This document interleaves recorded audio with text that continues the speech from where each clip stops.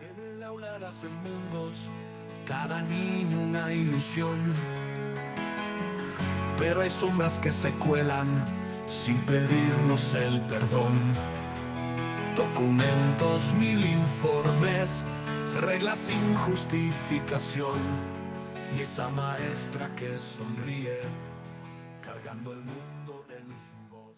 Creo que es importantísimo valorar el estado de ánimo del profesor. Un sistema educativo que no valora el estado de ánimo del profesor, creo que se equivoca profundamente.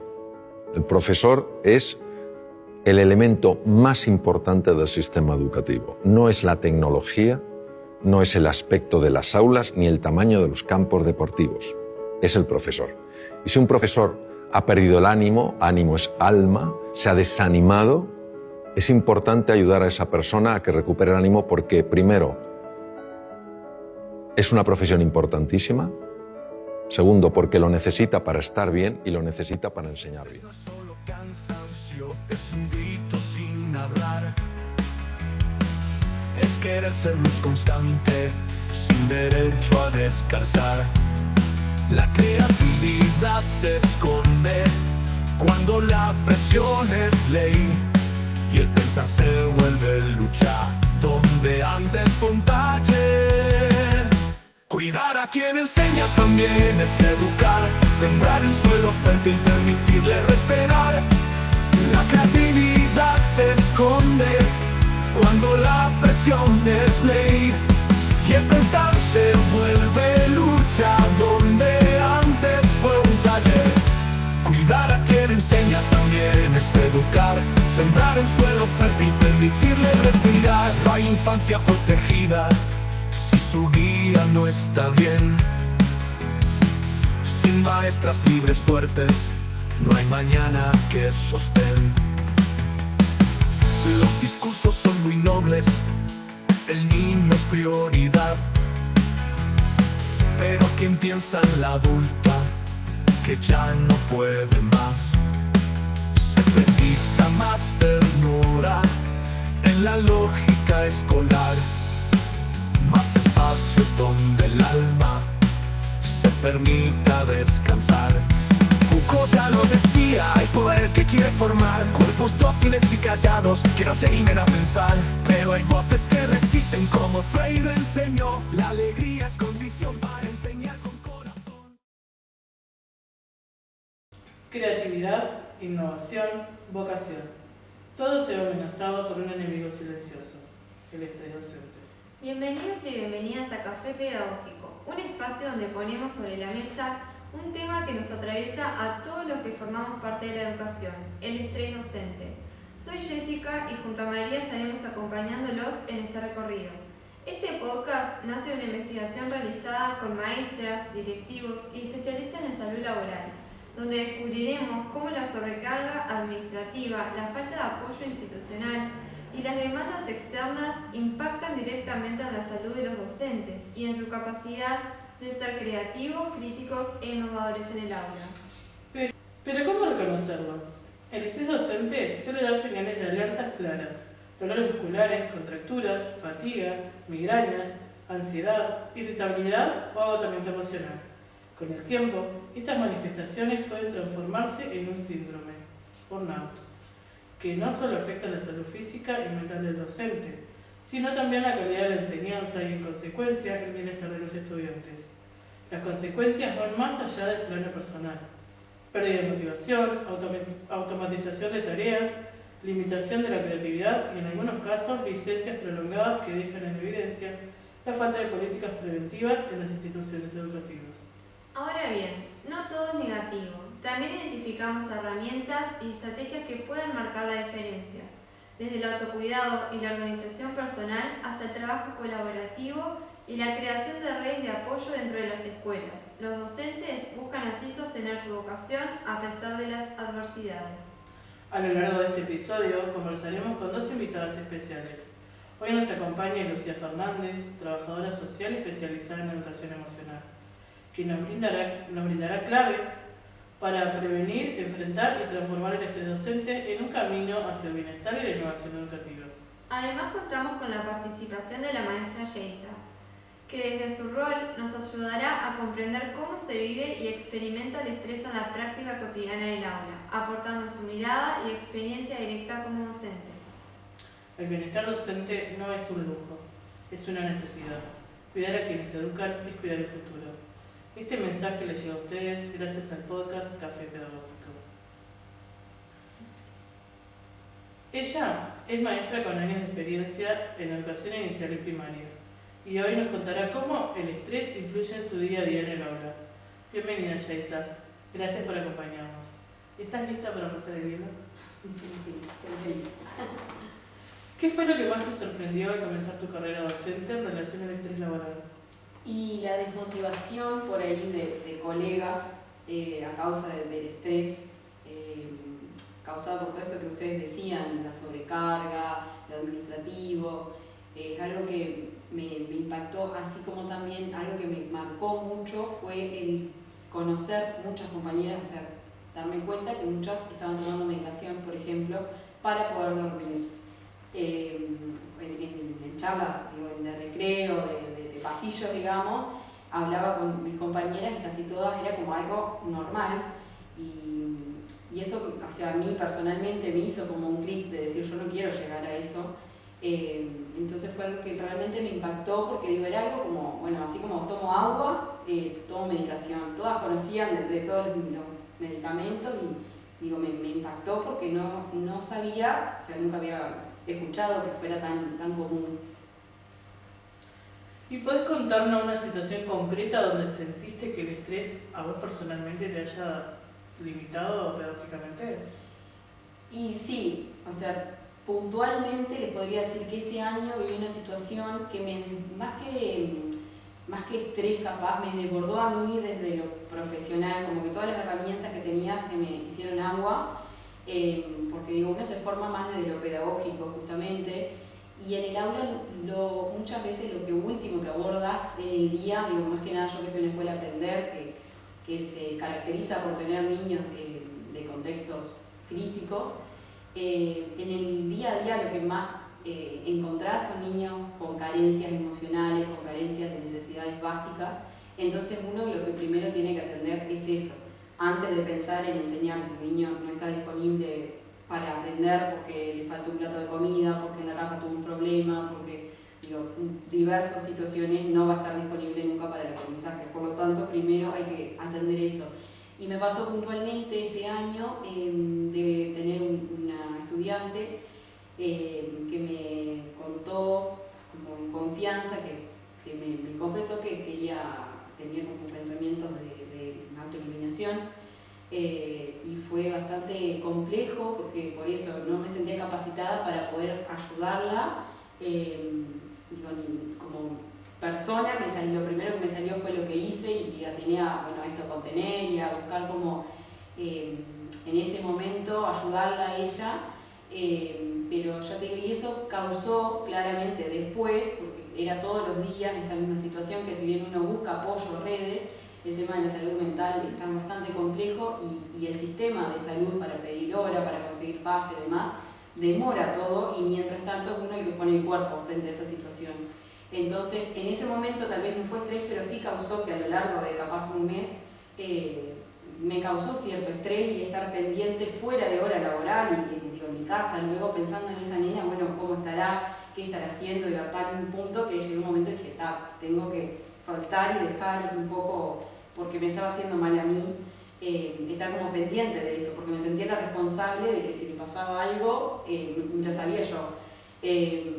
Porque aparte, bueno, ella, claro, como estaba bastante apenada por la situación y demás, no quería que le contara a la mamá. Entonces, bueno, explicarle también que en esas situaciones tenía que contarle a la mamá por lo que implicaba. Bueno, entonces, digo, es como bastante complejo en eso, que no tenemos como docente, no tenés herramientas en eso. Yo le decía a la directora, contándole cuando hicimos la derivación a la escuela de disfrutar del equipo, le decía eso, yo no sé si hice bien o hice mal, yo atiné a hacer lo primero que se me ocurrió como persona y con lo poco que tengo, pero eso, como esas situaciones yo creo que me han desbordado, sí.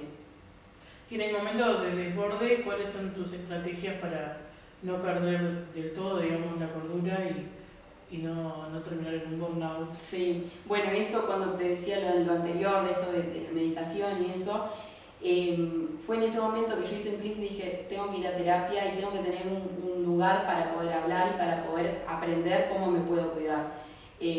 Bueno, eso primero, ir a hacer terapia, poner el límite, saber hasta qué hora, por ejemplo, contestarle a los padres. Sé que fuera de hora, fuera de ese horario no les contesto, porque al principio, mi primer año, mi primera experiencia en escuela era todo el día y claro, llegó un momento que no descansaba, estaba siempre en la misma rosca, digamos, no cortaba. Entonces, bueno, eso, poner el límite, ponerme horarios, hacer actividad física, mismo en la escuela tomarme ciertos momentos para respirar, para estar conmigo y decir, bueno, 2 segundos a veces cierro la puerta cuando es un caos en la clase, tomo aire, vuelvo, porque uno también si no les devuelve eso a los chiquilines, y si uno está mal, ellos están mal, digo, se vuelve todo un caos. Entonces uno tiene que estar como calmado y volver a su eje y volver a sí mismo para poder transmitirle eso. Entonces esas son como mis estrategias, ya te digo, actividad física, buscarme momentos para mí también, más allá de que la jornada diaria es agotadora pero siempre yo creo que nos tenemos que hacer el tiempo para un ratito, aunque sea salir a caminar o tomar aire, tomarse ese momento, porque en realidad es invertir en uno también. Si uno no está bien, no va a poder dar lo mejor de sí para los demás. Qué importante también el saber reconocerlo, ¿no? Y el poder reconocerte y como Luciana se explicaba en una entrevista anterior, el poder reconocer los signos y el poder autoevaluarse y actuar frente a ellos. Y conocerse también, conocerse uno mismo, bueno, hasta dónde, acá, bueno, ya me estoy sobrepasando con los nenes, viste que a veces hay situaciones, bueno, también los números que manejamos de estudiantes en los salones, digo, son varios, claro, muchos, yo te digo, cada uno con su complejidad, con sus cosas, y que llega un momento que, obvio, todos somos personas y tenemos nuestros límites y decimos, bueno, pero también eso, como saber, acá me estoy pasando, para no que sea violento también para el niño, viste que a veces, bueno, esto yo siempre me lo cuestiono, el tema del grito, por ejemplo, que digo, llega un momento que los maestros tenemos que elevar la voz, pero a su vez es violento para el niño, entonces es como también, bueno, esto ustedes algo que hablaban, que ahora digo, pensando en estas situaciones también, ¿no? El poco apoyo que teníamos los docentes a nivel multidisciplinario, o sea, qué importante sería poder tener equipos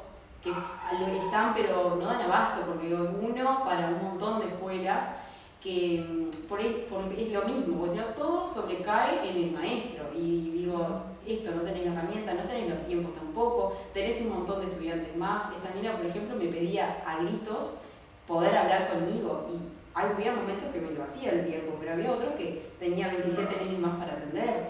Entonces digo también como me parece súper importante que pudiera haber equipo multidisciplinario más, que pudieran tener más disponibilidad con los nenes y con los maestros también, que los docentes pudieran tener sus espacios para poder reflexionar y conocer más esto del autocuidado y poder tener herramientas al respecto. En relación a eso me acordaba entrevistamos a una técnica prevencionista y ella nos decía que en Uruguay como que es ley que haya como ese acompañamiento de tener un técnico prevencionista, debería existir en las escuelas, también contar con un médico también especializado en esa área, pero sin embargo es como que, o sea, en la teoría está, o sea, la ley está, pero no se lleva a cabo. O sea, se les exige a los privados, claro, pero a los públicos no. Como que, o sea, lo que nos decía ella era como que no entienden por qué el gobierno lo exige a las instituciones privadas, pero en lo público no se brinda eso. Siendo que es algo súper importante y debería de existir para justamente generar ese acompañamiento. Claro, sí. Bueno, ¿de qué manera el estrés te ha afectado en tu relación con los estudiantes? Por suerte no ha llegado como a algo que yo diga, o sea, estoy bastante pasada, ¿no? Como que he sabido, por el momento, saber esto, cuándo parar, cuándo tener que volver a mí y tomar tomarme un tiempo para eso. Por lo tanto, no creo que haya que afecte así a gran medida, ¿no? Lo mismo que te decía hoy, en el día a día yo creo que en cierta parte, no sé si llega al estrés, pero sí cuando uno está colapsado, esto del grito, o esto de, bueno, no tener tanta paciencia por ahí con algún nene que lo necesita, en eso yo creo que afecta un poco en el día a día, a mí personalmente, ¿no?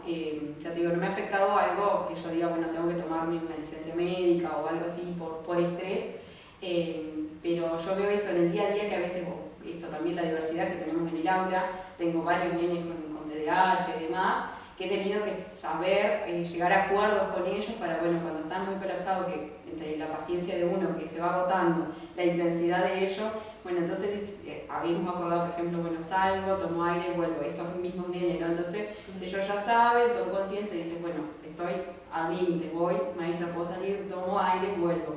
Pero es un trabajo día a día, porque digo, también al principio me pasaba que se iban y tenías que ir a buscarlos porque no sabía dónde estaban. Entonces, y es hacerlos conscientes a ellos también de esto. Bueno, no puedo estar así en el salón por ahí, porque tanto a mí como a los compañeros, había compañeros que también me decían, bueno, me está molestando fulanito porque está bastante intenso. Digo, también me ha servido eso para poder transmitirles a ellos esto del autoconocimiento, de transmitírselo a ellos y saber ellos mismos autorregularse, o cuando no puedo autorregularme en el momento, buscar estrategias para hacerlo. Pero es un trabajito de hormiga. Y bueno, nos contabas un poco también del autocuidado que haces día a día. ¿Qué estrategias, por ejemplo, implementas en tu día a día, dentro y fuera de la escuela también? ¿Conmigo? Sí. Sí, a la escuela es eso, como he aprendido esto de tomarme un tiempo, por ejemplo, de unos minutos antes, respirar, o al recreo, tener esos momentos, ¿viste? Que si bien uno está cuidando, los recreos también poder tener ese pequeño espacio antes de entrar a la clase. Digo que son pequeñas cosas que lo podemos hacer, o los estiramientos, ¿viste? Como más para cuidar el cuerpo, ser consciente también de la voz por ahí, de no estar elevando todo el tiempo la voz, digo, por cuidarme a mí también. Y también el hablar en el sentido de no guardarme, claro, callarme las cosas, exacto. Digo, no hablar mal, pero siempre con el respeto, saber esto de poner el límite, sea un padre, sea un superior. Bueno, el tema, por ejemplo, de los inspectores, que es algo que nos estresa mucho, porque, digo, está mal como... Por suerte, últimamente se viene cambiando un poco la mirada del inspector, pero siempre es como más esto de la fiscalización y de que nos vienen, ¿viste? Entonces eso genera obviamente un estrés en el docente, que no llego, que no tengo esto, que no tengo aquello. Entonces digo, algo que yo he aprendido, bueno, es eso, de la autoexigencia también, como bajaba un poco. Bueno, si no tengo esto hoy, lo tendré más adelante. Digo, aprender a eso, no voy a tener todo ya y todo pronto. Estoy en camino, porque digo, uno se forma, se recibe, pero sigue aprendiendo todos los días. Y bueno, creo que como esas son las herramientas dentro de la escuela, y bueno, fuera, esto que te decía un poco, hacer actividad física, tomar un tiempo para mí, más allá de que uno pasa muchas horas fuera de lo que son las 4 horas de la escuela, trabajando, formándose, pensando. Bueno, si nos llegamos a reír, lo cortamos. Y seguimos. Eso lo cortamos después. Sí, para que no se... Y ahora... ¿Ya está grabando? ¿El otro micrófono dónde está? Allá. Ahí, Ah, Allá. Empezamos. Es que me da risa la introducción. parece la programa de entrevista.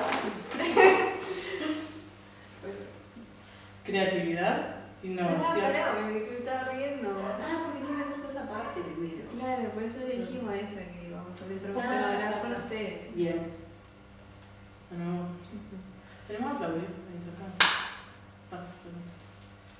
Creatividad, innovación, vocación. Todo se ve amenazado por un enemigo silencioso, el estrés docente. Bienvenidos y bienvenidas a Café Pedagógico, un espacio donde ponemos sobre la mesa un tema que nos atraviesa a todos los que formamos parte del sistema educativo, el estrés docente. Soy Jessica y junto a María estaremos acompañándolos en este recorrido. Este podcast nace de una investigación realizada con maestras, directivos y especialistas en salud laboral, donde descubriremos cómo la sobrecarga administrativa, falta de apoyo y las demandas externas. Primero estamos más cerca.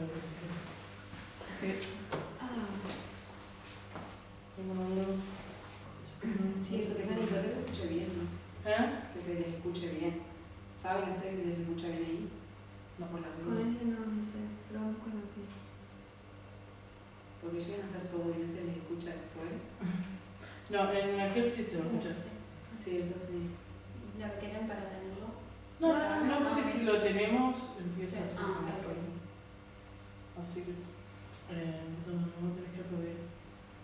Cuando ahora que empiece este, y cuando te diga. Ahora. Creatividad, innovación, vocación. Todo se ve amenazado por un enemigo silencioso, el estrés docente. Bienvenidos y bienvenidas a Café Pedagógico, un espacio donde ponemos sobre la mesa un tema que nos atraviesa a todos los que formamos parte de la educación, el estrés docente.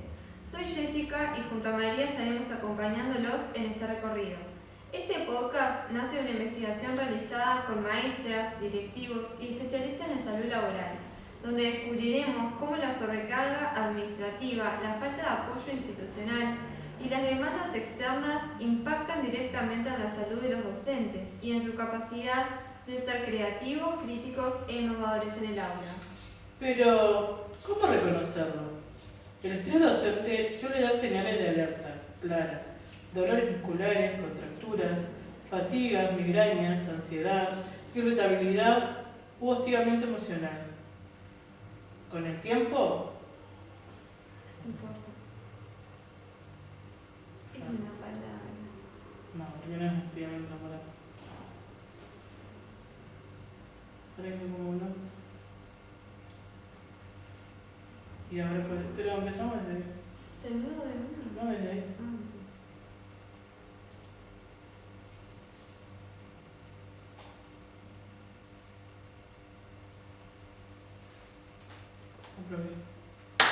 Pero ¿cómo reconocerlo?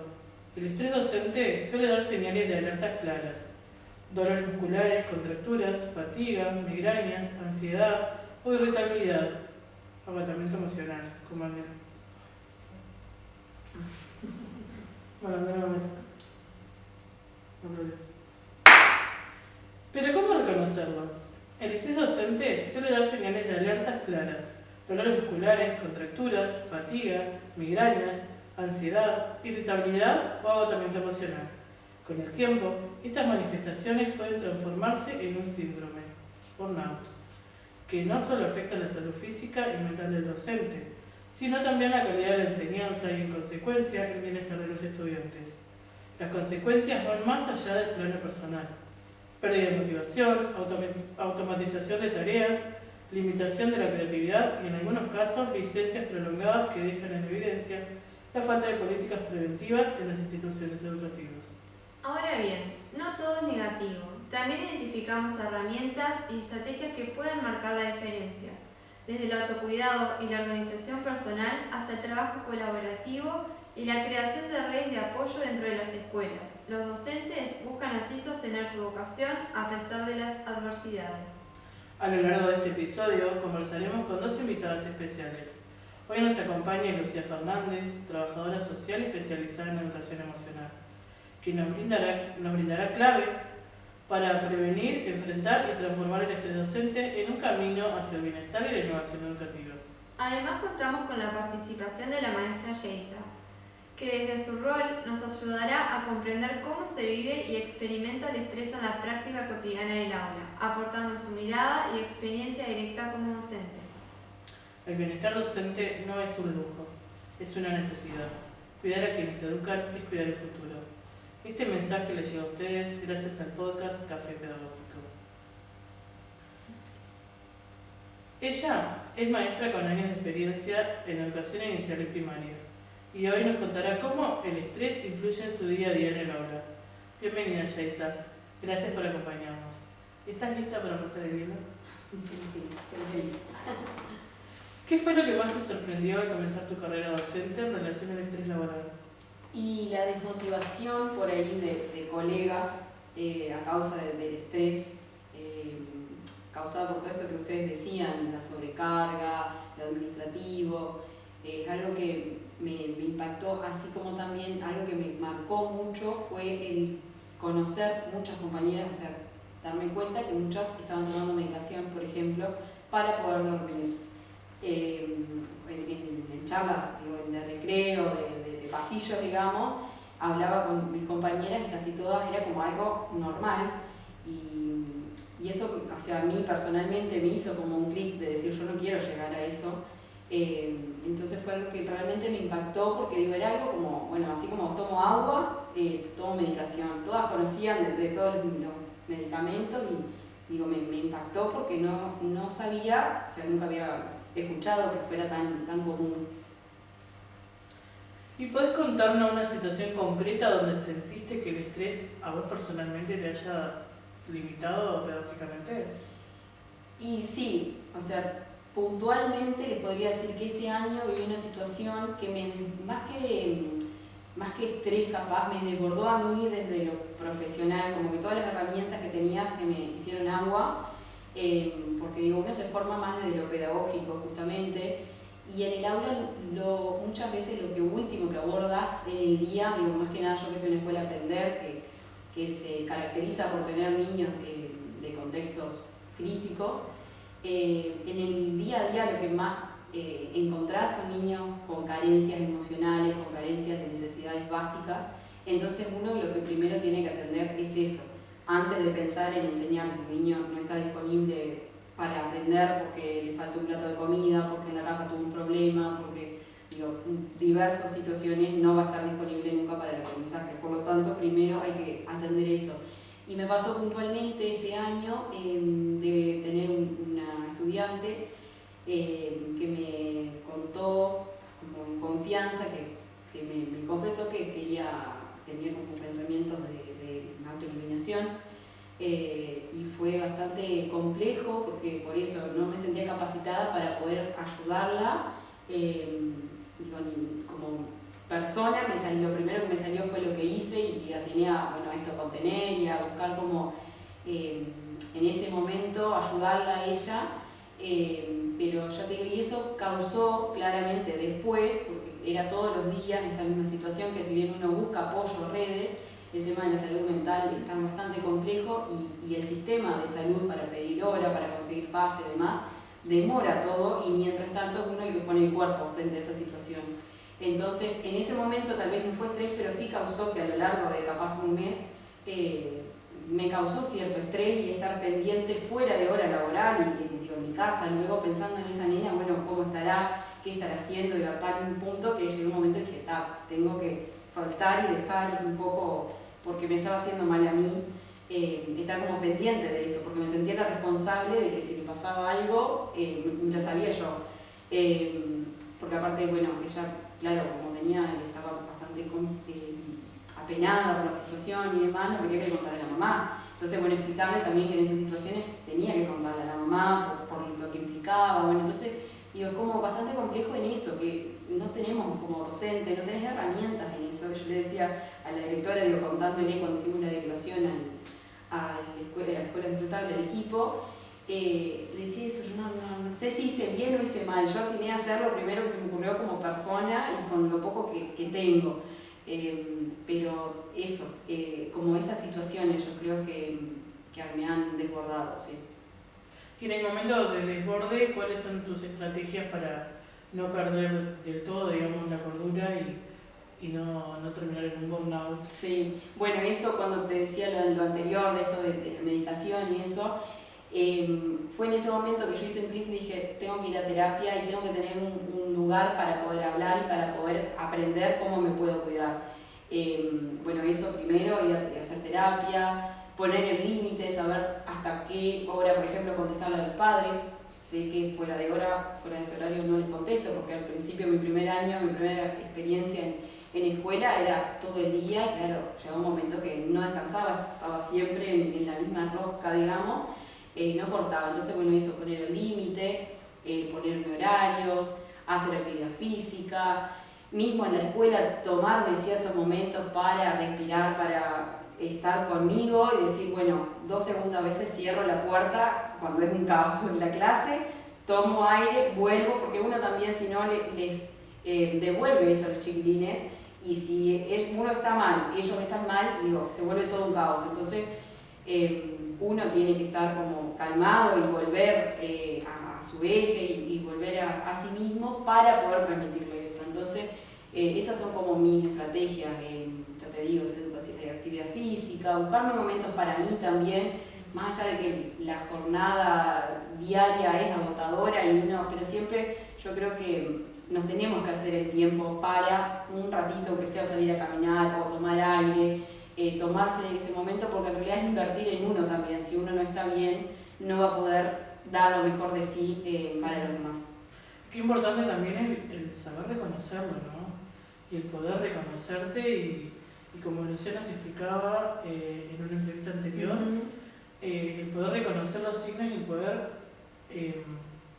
autoevaluarse y actuar frente a ellos. Y conocerse también, conocerse uno mismo, bueno, hasta dónde, acá, bueno, ya me estoy sobrepasando con los nenes, viste que a veces hay situaciones, bueno, también los números que manejamos de estudiantes en los salones, digo, son varios, claro, muchos, yo te digo, cada uno con su complejidad, con sus cosas, y que llega un momento que, obvio, todos somos personas y tenemos nuestros límites y decimos, bueno, pero también eso, como saber, acá me estoy pasando, para no que sea violento también para el niño, viste que a veces, bueno, esto yo siempre me lo cuestiono, el tema del grito, por ejemplo, que digo, llega un momento que los maestros tenemos que llevar la voz, pero a su vez es violento para el niño, entonces es como una... Eso está donde ir, y está también uno de los autores que nosotros trabajamos, hablaba también de esta problemática que sufrimos, y digo sufrimos porque yo lo sufrí como practicante, de no saber dónde está el límite, porque no querer correrte hacia lo autoritario, claro, pero tampoco ser tan dócil y llegar a ese límite que muchas veces sí, te derivan un bloqueo.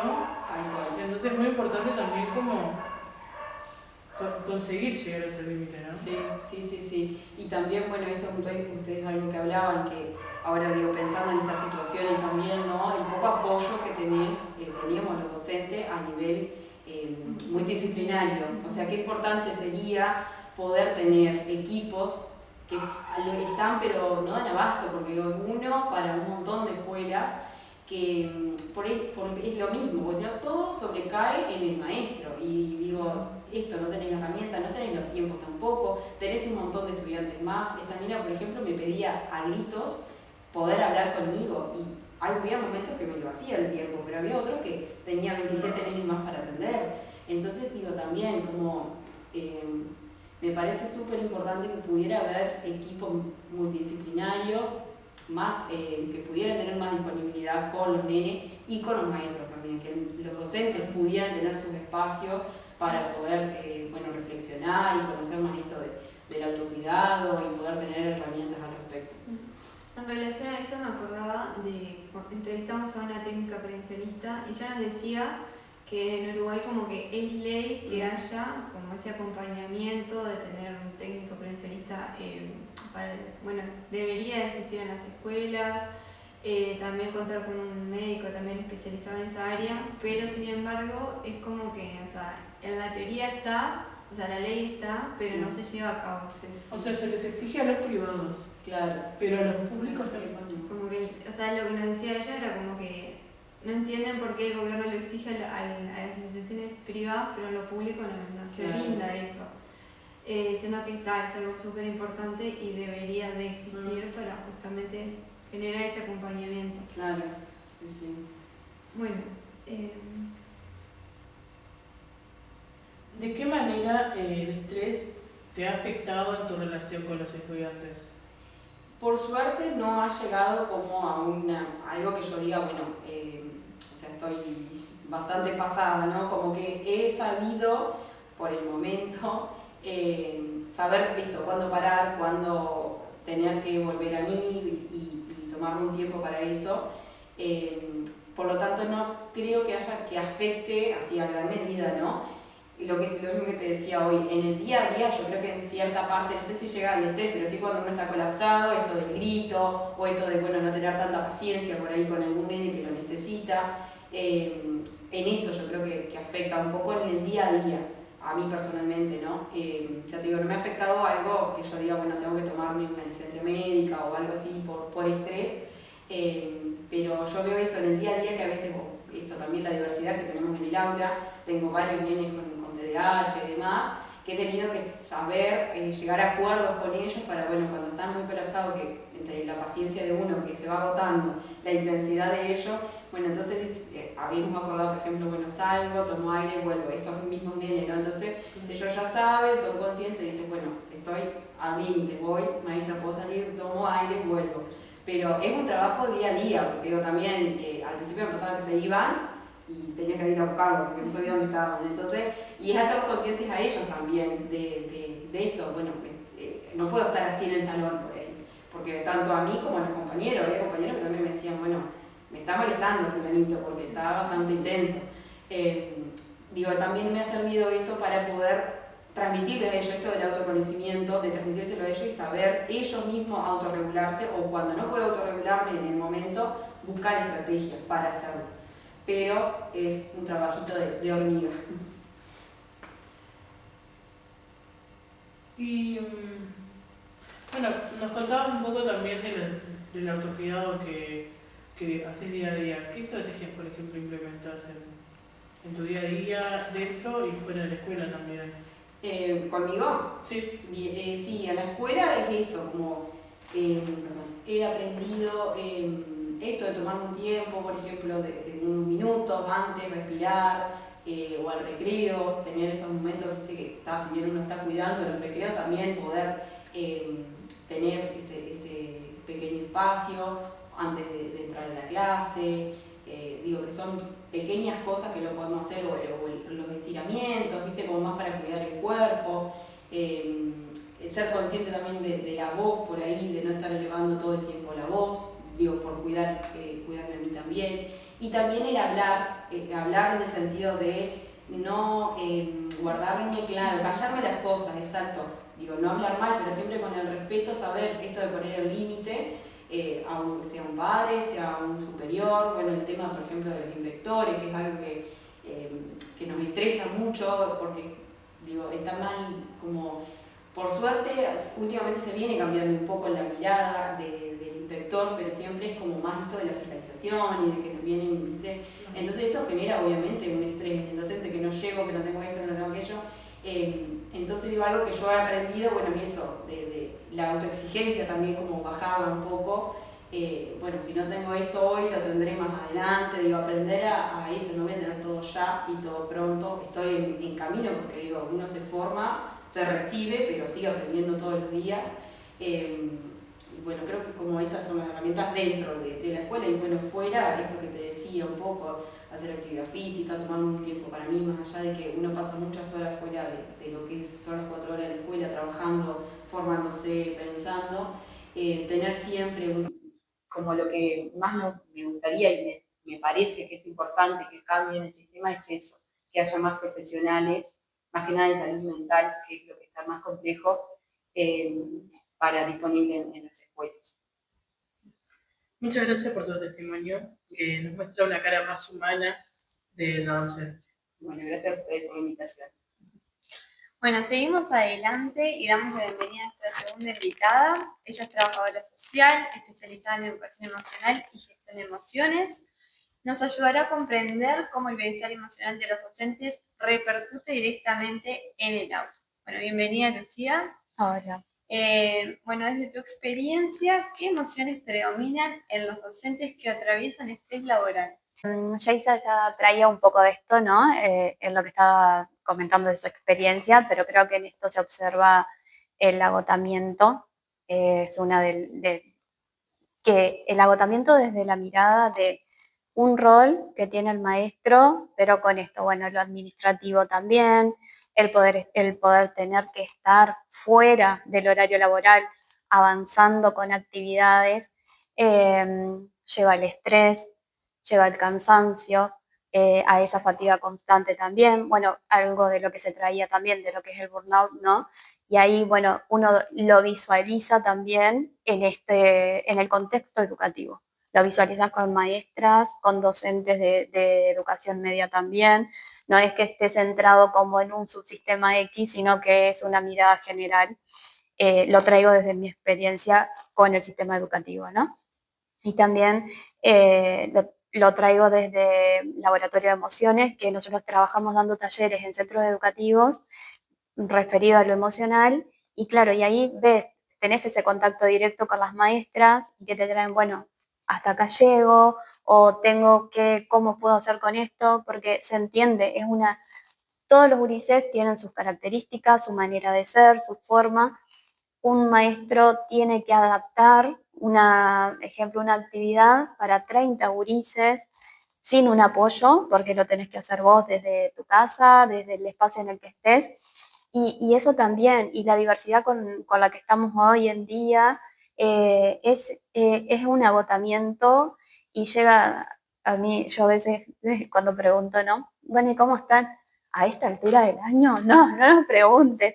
Yo siempre digo que conocí el óleo 31 por las maestras, porque claro, es como esa manera de respirar que tienen, ¿no? Me acuerdo que una vez yo, ¿qué olor a algo que hay, ¿no? Como a menta, algo. Dice, Lucía, estamos poniéndonos óleos, claro, usan, porque por eso mismo, es como encontrar también, ¿no? Bueno, estoy a tope, ¿cómo bajo ese nivel de intensidad en el que están pasando? Pero sí, es el agotamiento, la fatiga, el cansancio, eh, y que detrás de eso se visualiza de todas maneras el compromiso y el amor que ponen por los gurises, porque es así.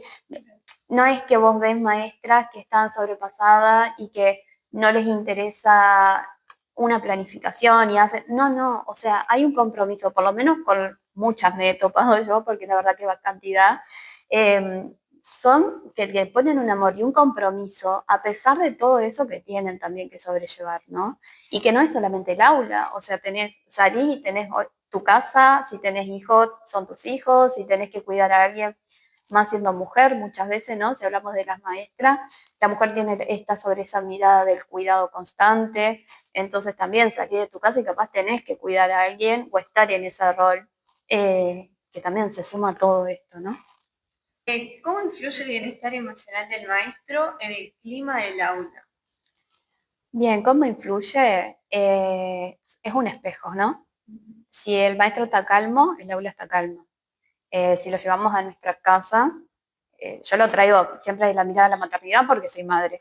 Si yo estoy en equilibrio conmigo misma, mi hijo está en equilibrio, ¿sí? Y va a tener sus berrinches y demás por la edad y por la etapa que esté pasando. No es que va a estar equilibrado, no, pero en esto. Y en el aula es igual. Si yo llego como docente sobrepasado, que vengo, el alumno también, el estudiante también va a estar así, ¿no? Entonces, es eso, es un reflejo y se ve, yo en educación media se ve un montón con los docentes que van de un centro a otro. ¿Qué herramientas de educación emocional se pueden aplicar a las escuelas para acompañar al docente? Bien, siempre traigo esto de que no hace falta empezar con grandes cosas, ¿no? Con grandes acciones para cuidar lo emocional en la escuela. A veces lo más simple es como lo que más impacto tiene, lo más poderoso. Por ejemplo, generar espacios breves de autocuidado dentro de la jornada. Puede ser desde una pausa consciente, como traía Yaisa, esto de poder, bueno, tomarse un minutito, salir o previo a entrar, una respiración de 3 minutos. La respiración es muy importante, entonces eso es tenerlo en cuenta. Eh, Unos minutos de silencio, ¿por qué no? Hay muchas personas que se sienten identificados con esto. Y bueno, son como esos pequeños gestos que nos cambian el tono y la energía del día, ¿no? También funcionan muchísimo los grupos de intercambio entre docentes, esto de compartir las experiencias, nos recuerda, o sea, recuerda que no estamos solos, que no están solos y que también que lo que siente uno lo está viviendo el otro. Otra de las opciones puede ser el tener talleres de gestión emocional y habilidades sociales como una gran herramienta. Muchas veces sabemos que los recursos capaz que no están, pero si están, poder tener estos talleres para los docentes, donde se les pueda brindar recursos prácticos para afrontar lo cotidiano. Y algo que me gusta mucho proponer son recursos creativos. Ejemplo, la escritura reflexiva, dinámicas con los sentidos, ¿no? Utilizar los 5 sentidos nuestros y tener dinámicas con ellos. Y bueno, todas esas actividades que ayudan a bajar la tensión y a reconectar con nosotros mismos. ¿Por qué pensás que todavía cuesta tanto hablar de salud mental en el ámbito educativo? Bien, en realidad hablar de salud mental hoy en día se está rompiendo con esto, pero a nivel social es difícil muchas veces hablar de la salud mental. Muchas veces es difícil ponerlo en cuestión de política de diálogo, es difícil hablar desde ahí. Eh, Porque, bueno, si se habla de salud mental, a veces se habla desde la mirada de debilidad o desde una mirada negativa. También acá creo que si lo llevamos al ámbito educativo, siempre se tuvo y hoy en día continúa esta mirada de ese docente que tiene que ser fuerte, que resolver todo, que no puede mostrar fragilidad porque es un referente para ese niño o niña, pero sabemos que es parte de un mito porque ese docente es un ser humano, tiene emociones, transversaliza en él diferentes situaciones de la vida cotidiana, tanto desde su ámbito laboral como de su día a día. Creo que acá lo importante es que cuidar la salud mental no nos hace menos, sino que nos hace más capaces de sostener la tarea, ¿sí? Todavía sí hay miedos, hay prejuicios y en algunos casos también hay falta de formación o de herramientas claves, lo que lleva muchas veces a callar lo que sienten y cuando en realidad lo importante es ponerlo en palabras.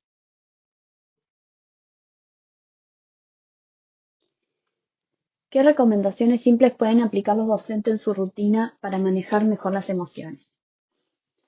Bien, las recomendaciones, bueno, ya un poquito en la pregunta anterior, a ver, traje algo de eso, pero muchas veces lo que trabajamos desde el laboratorio de emociones o desde Habitarse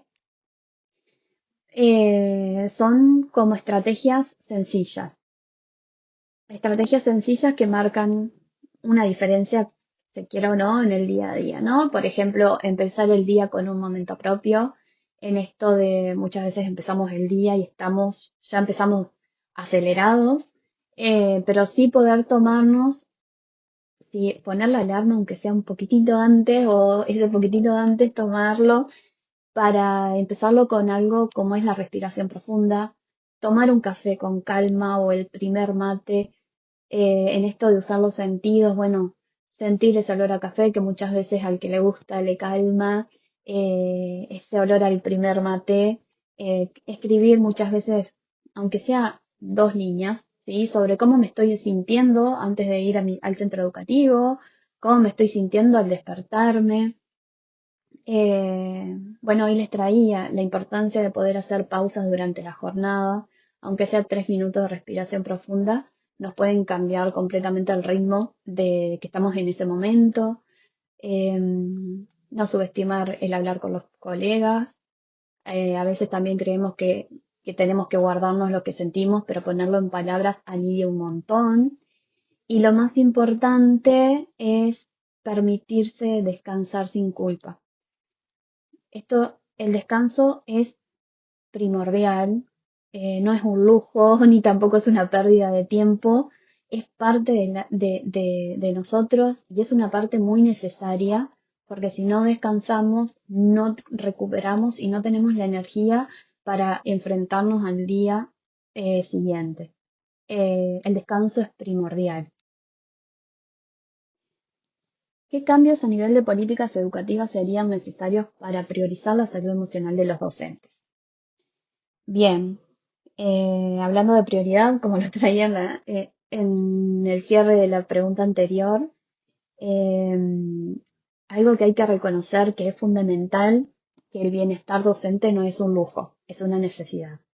Se necesitan políticas más claras, ¿no? Que contemplen los espacios de formación en educación emocional, tener el acompañamiento psicológico más accesible, reducir la sobrecarga administrativa y contemplar el tener equipos de apoyo en mayor cantidad en los centros educativos, porque sabemos que los hay, pero no dan muchas veces los recursos humanos. Creo que esa es prioridad. A ver, destaco que esto lo traigo desde mi mirada de el trabajar con docentes hace ya más de una década y de ir viendo año a año el sentir docente, lo que ellos mismos traen muchas veces, la mayoría de las veces, ¿sí? No es que yo sea docente, pero sí lo miro, lo veo y tengo los intercambios. Entonces creo que desde esta mirada serían como los cambios de políticas que serían necesarios.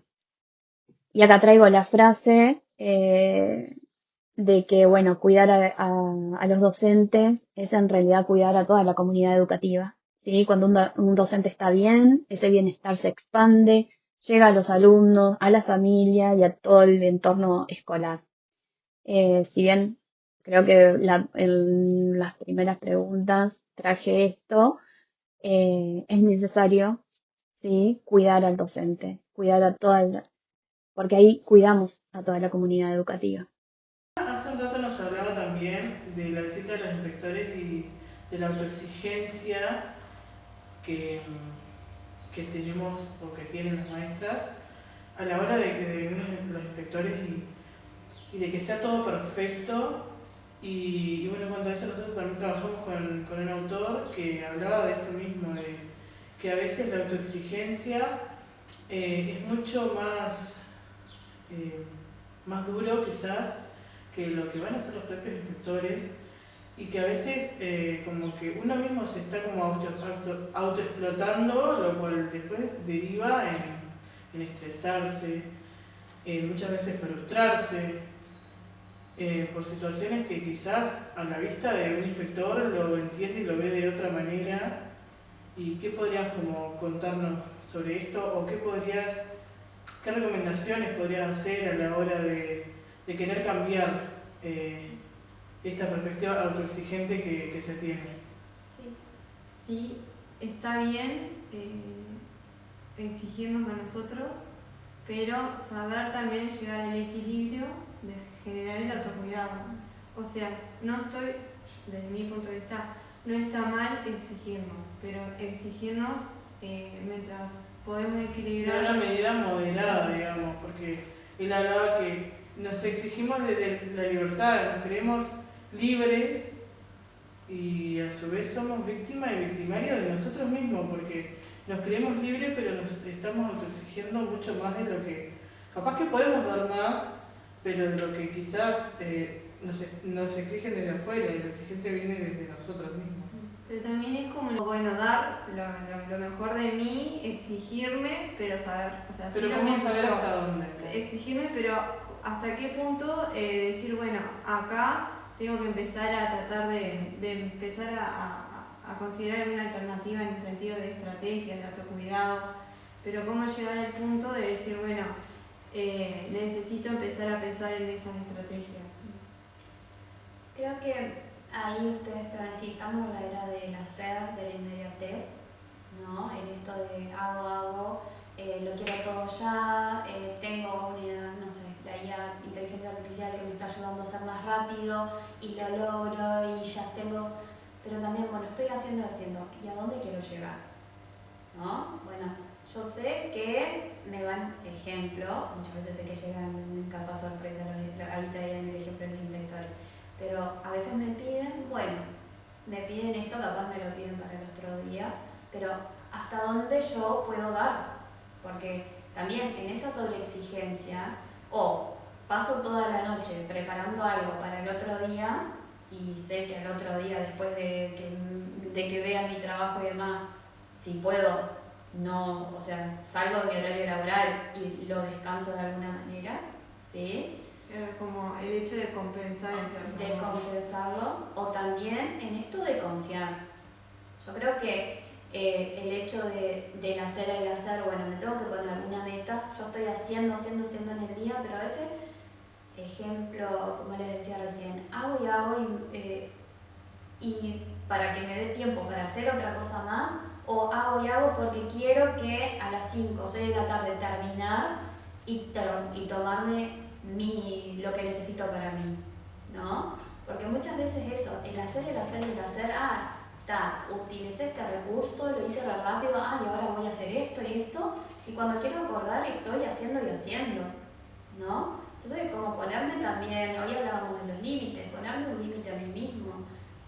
Estrategia para marcarnos esos límites, primero es confiar en uno mismo, ¿no? Porque lo que yo estoy brindando y voy a brindar es lo que sé y es lo que estoy dando en sí. Yo creo que muchas veces nos pasa, a mí también me pasa como en mi trabajo, de decir, bueno, esto lo voy a preparar así, lo preparo, y ya empiezo a repensar, y esto y aquello y demás, y digo, no, yo confío en mí, y hasta acá es lo que voy a presentar, porque es esto lo que me piden, es esto lo que yo sé que voy a dar, porque si me pongo a repensar ya también no voy a descansar, no voy a generar capaz al otro día el contenido que tenía de presentarlo así.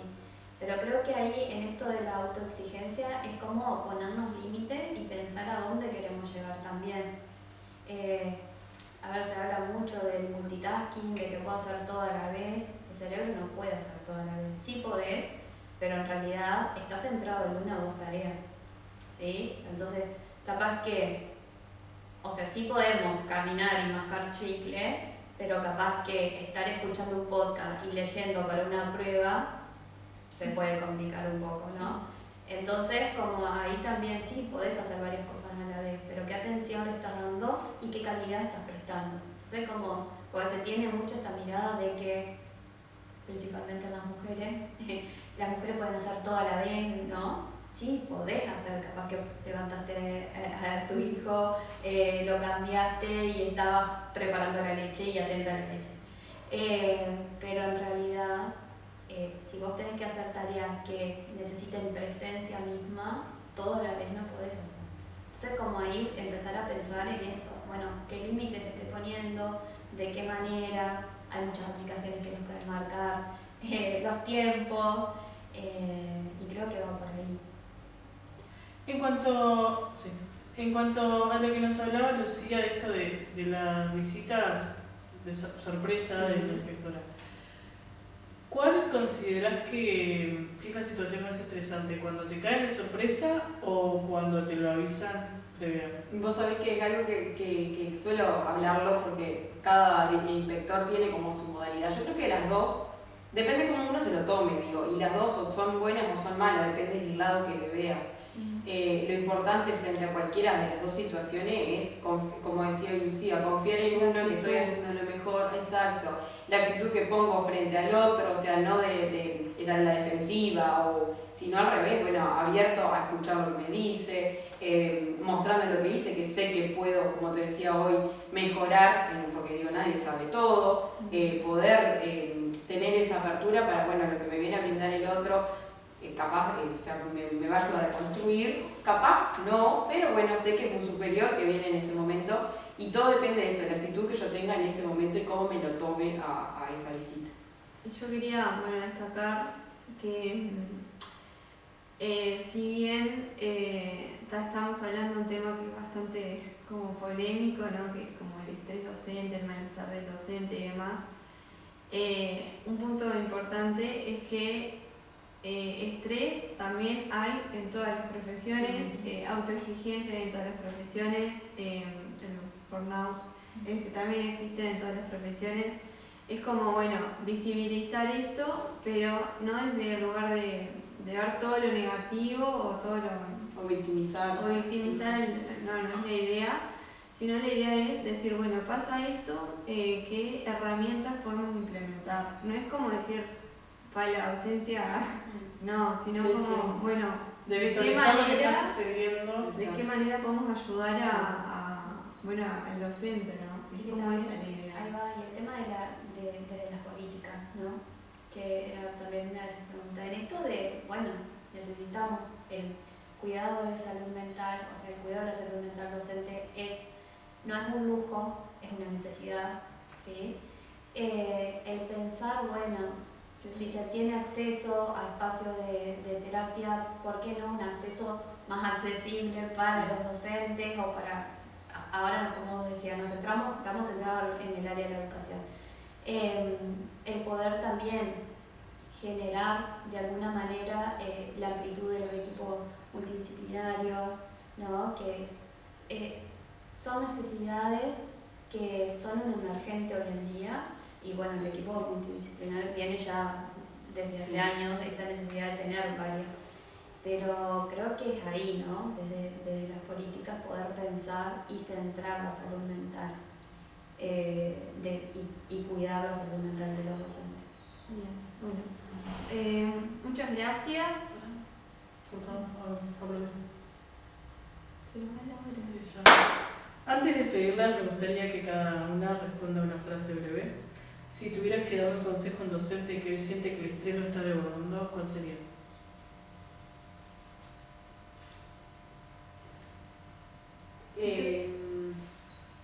Bueno, capaz como esto autoconocerse, o sea, llegar a, no sé, depende de qué nivel esté, porque depende del nivel de estrés que esté, la ayuda que voy a necesitar, ¿no?